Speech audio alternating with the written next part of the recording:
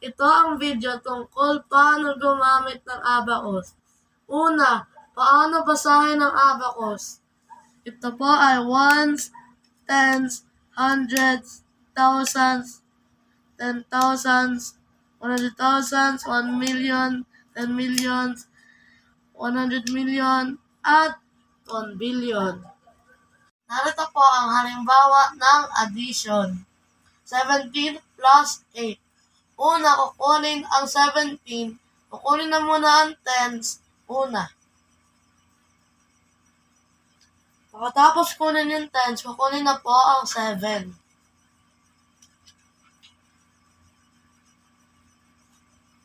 Pagkatapos kunin ang 17, kukunin na po ang 8.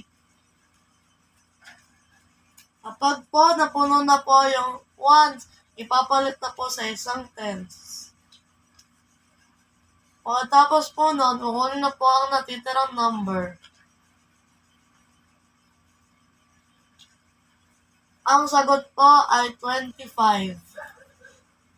Narito ang pangalawang halimbawa ng addition.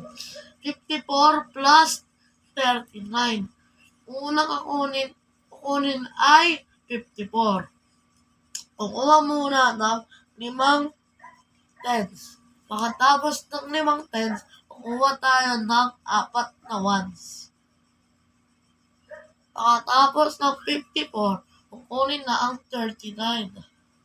Kukuha muna ng 3 tens at 9 na ones.